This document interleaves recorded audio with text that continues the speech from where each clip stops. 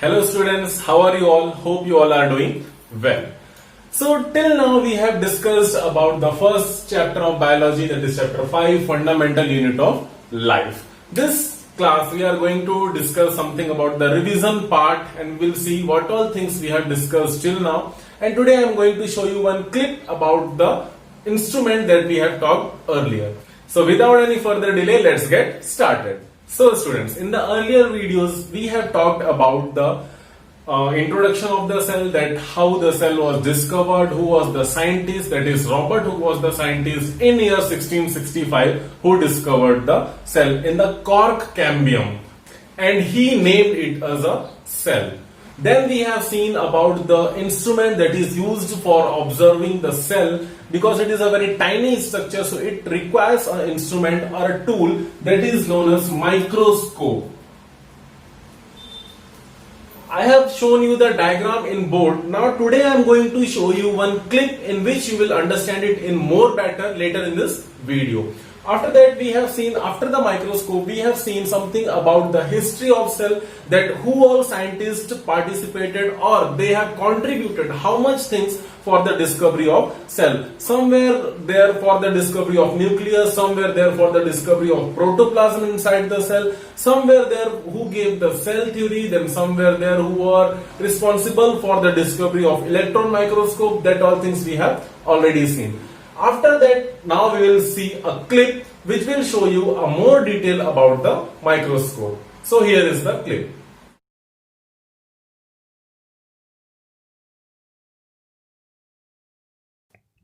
So students, here we are going to see something about the parts of microscope and their functions. Rules for handling a microscope. In laboratory there are some rules for handling of microscope. Always carry with two hands. You have to carry the microscope with your both hands. Only use lens paper for cleaning. Do not force the knobs. When storing microscope should always be covered. Be careful for the cords. Then there is the parts of microscope. As you can see, as we have already discussed, the first one is eyepiece, then the body tube, then comes the nose piece, then there are two objective lenses. One is of low power and the other is of high power. Then there is the arm by which we keep or we handle the microscope.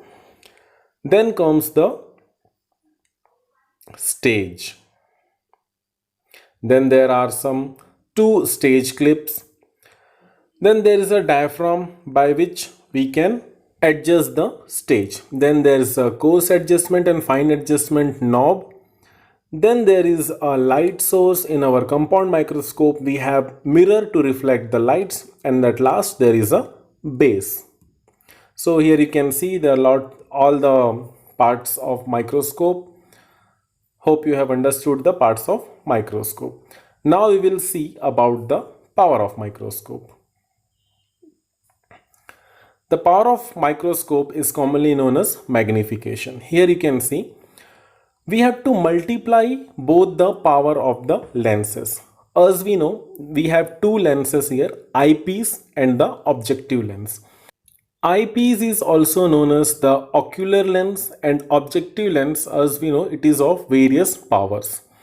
It may go up to 100x also. If we want to get a total magnification, we have to multiply both the lenses, that is ocular multiplied by objective.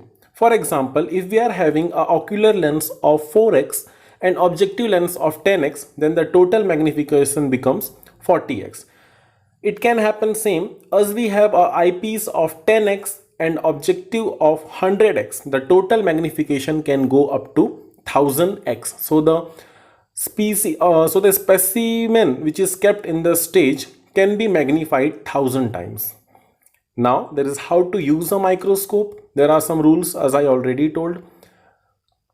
Place the slide on the stage, then use the stage clips to secure the slide so that it don't move from its place. Adjust the diaphragm. Then we have to adjust the nose piece to the lowest setting. Lowest setting means it should be very close to the specimen. Now we have to look into the eyepiece by adjusting the coarse focus knob and fine knob as needed. So this was all about the microscope use, parts and functions. So students, hope you have understood more about the microscope now as we have seen it in a virtual form. When you will come to the school, we will see it in a real form also. I will show you in the laboratory. But for now, it is the thing what I have tried for you to make you more understand about microscope. So this was all about the today's video. Thank you.